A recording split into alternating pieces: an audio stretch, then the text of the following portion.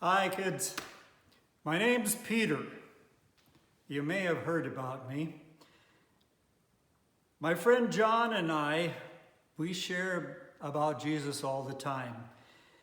Even though sometimes it means we might end up in prison. I love talking about Jesus.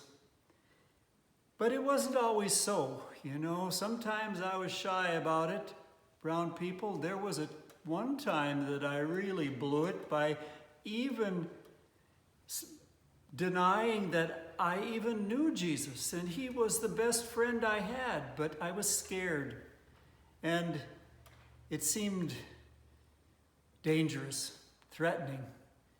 And even for a guy like me who likes to think I thrive on danger, I live for the excitement, it scared me too bad.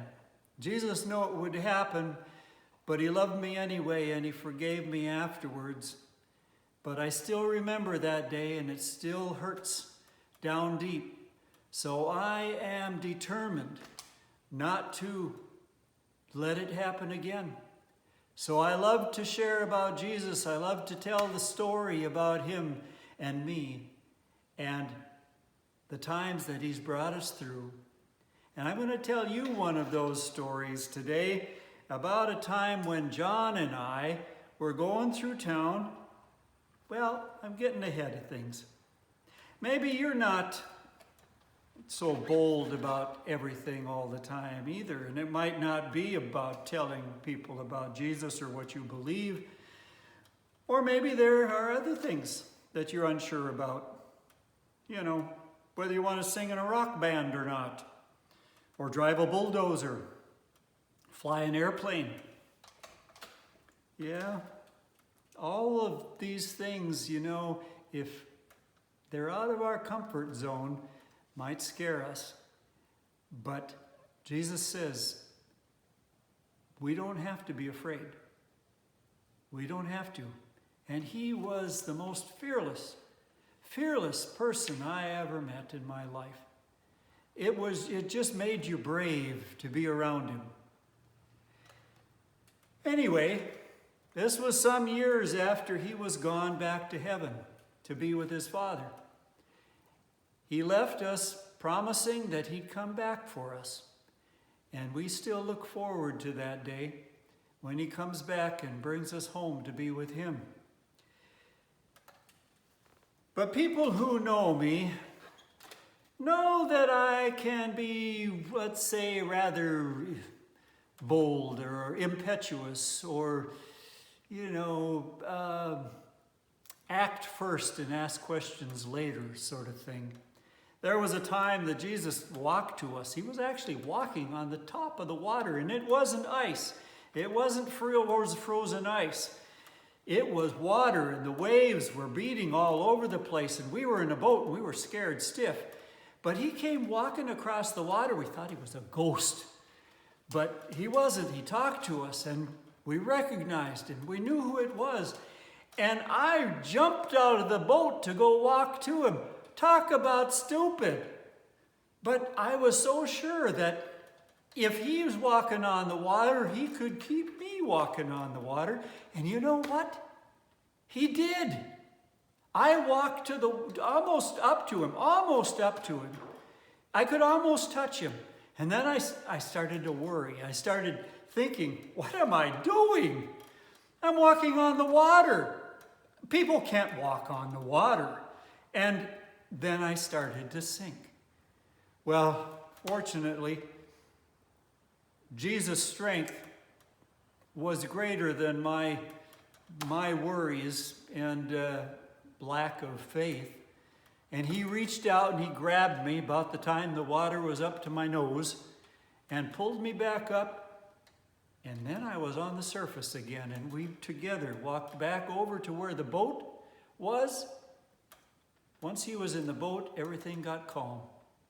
And it was amazing. He did that all the time to us. Just blew our minds. We never knew what the day held, It was always one surprise after another. Well, I'm going to tell you about a surprise. This one was for someone else because we fully expected this to happen. Well, people, like I said, almost expect me to do daring do things. And I got the guts to do it usually. Like that time John and I healed a man near the temple in Jerusalem. I'll never forget the day. The man, he reached out to us. You know, he's laying in the corner. In fact, it was that little corner right over there. You see that one? That was his corner. And every day, people would see him there. He'd be laying on this rug because he couldn't walk. He had never walked a day in his life, and he's a 40-year-old man. He's already all grown up. He had never even crawled as a baby. He never had walked. And so people, his friends, his family, they would have to carry him. If they didn't carry him, he would have to sleep outside, just on his rug there. And that happened sometimes.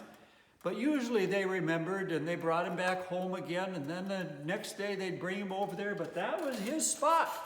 And he was there every day. It was like clockwork. Because he had this little cup. And he would hold it out. And as people went by, he would ask them for alms. Now that was a word they used a lot back then. But it just meant a handout. Because he couldn't go to work. He wasn't lazy. It's just that he had legs, but they didn't work. And there's not very many things. There were no wheelchairs then. There were no ways that you could get around. His friends would have had to carry him everywhere. So he laid there and he begged for money so that he could buy his groceries and pay his rent and things like that. Well, he reached out to us and asked us for money, and all we could do was laugh to each other because our purse was about as empty as it could be. We had moths flying out of our purse every time we opened it up. And there were not 2 coins in there to rub together. So I looked at him and I said, "Sorry, buddy, but we've got no money." But he looked a little disappointed. But when I said, "but," then his cup came back out because he maybe thought we came up with some dough. But we didn't. And what I said really kind of set him back on his heels because it's almost like I'm speaking a foreign language. I said, "In the name of Jesus Christ, take up your bed," his rug there, "and walk." Oh, I tell you, he had dreamed about walking. His dreams were so real that he could taste them. But then he would wake up and his legs just didn't work, and he realized that life was a nightmare, not a dream. But I said, "Take up your bed and walk." And for some reason, Jesus gave him hope in his heart, even though he knew that he had tried many, many other times. Maybe other people had even said, "Oh, come on, if you set your mind to it, you can walk. Be a man, hook up. Don't be so lazy, or don't be so good for nothing, or don't depend on everybody so much. Do it yourself. You're 40 years old after all. Get off your butt." But he couldn't. But this time, God must have spoke to his heart because he said it was like he tried one more time.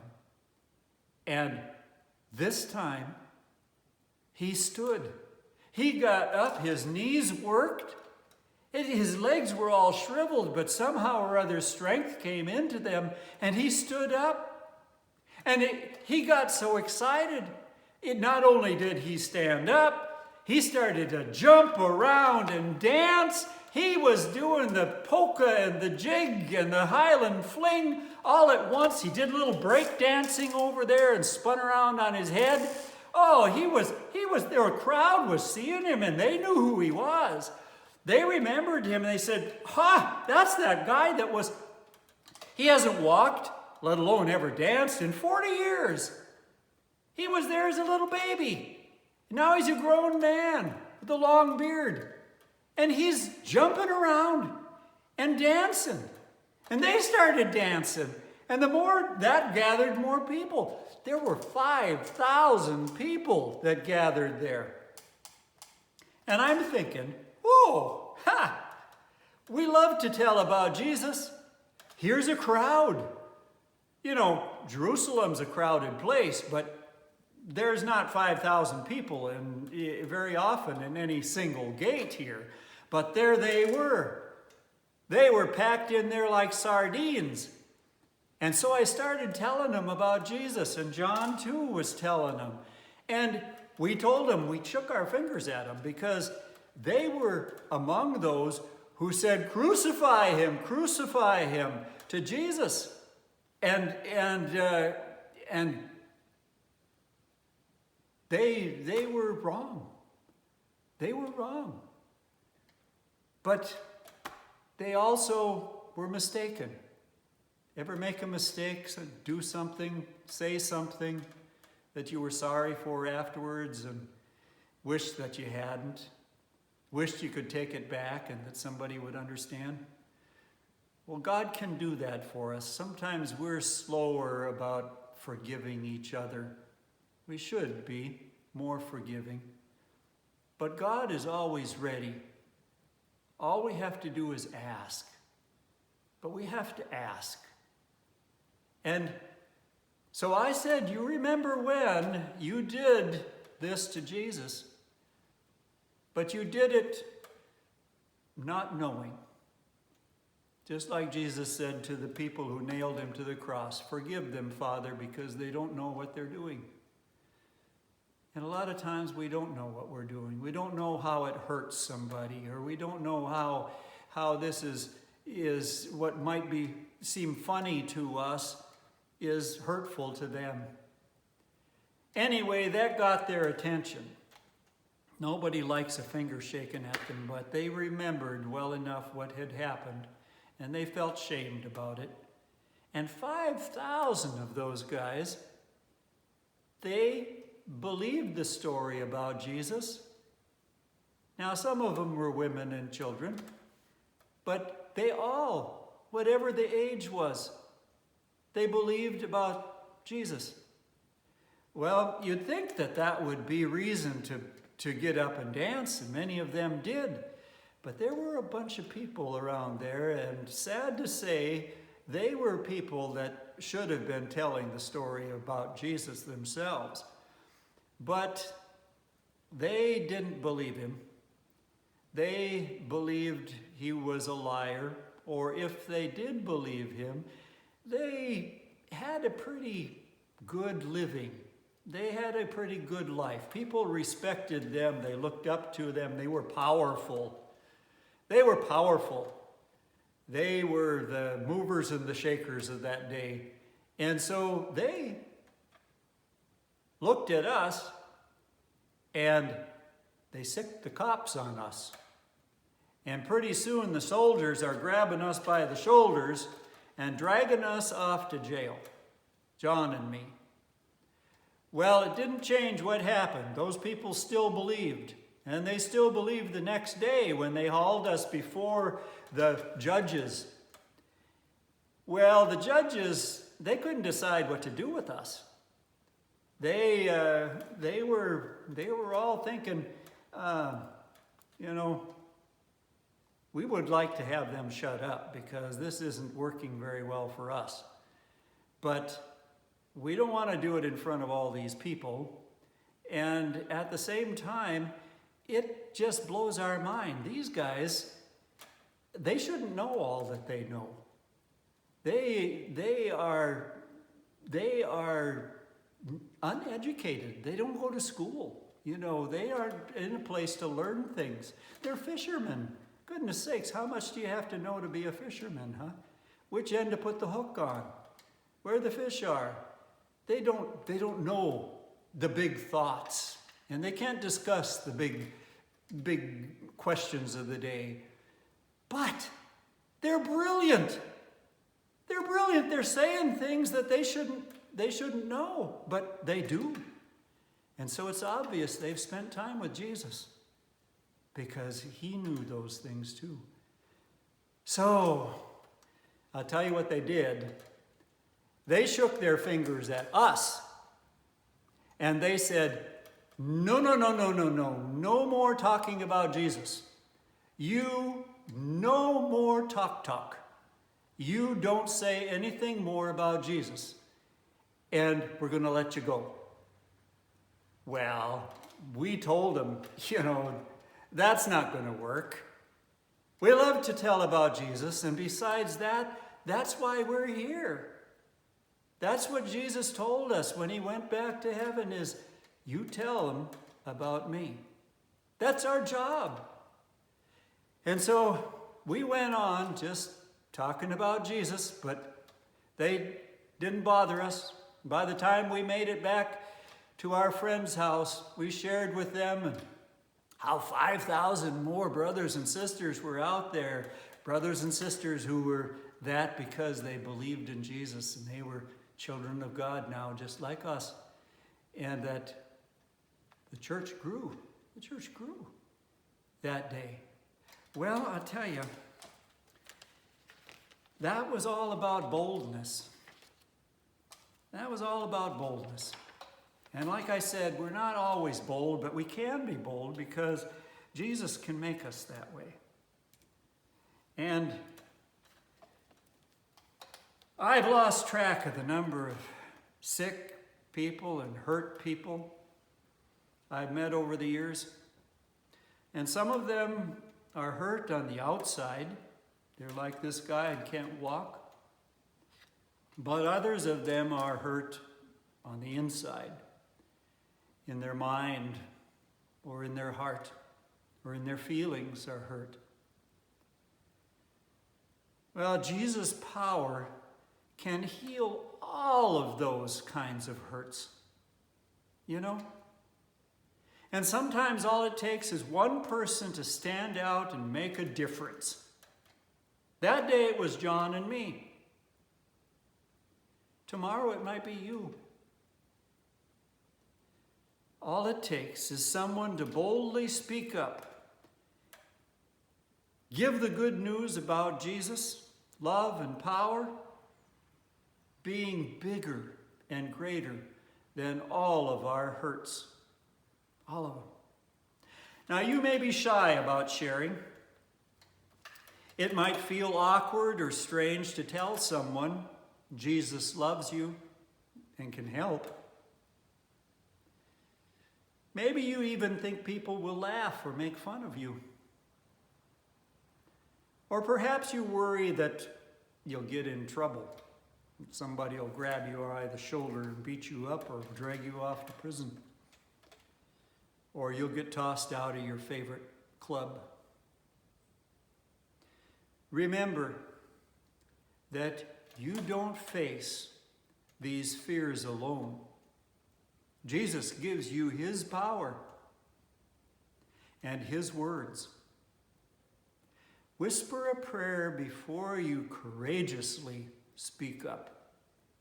Say, Jesus, I'm scared, but this is important. Help me. And he will. He will. He's right there with you. Be bold, friends. Peter, signing off.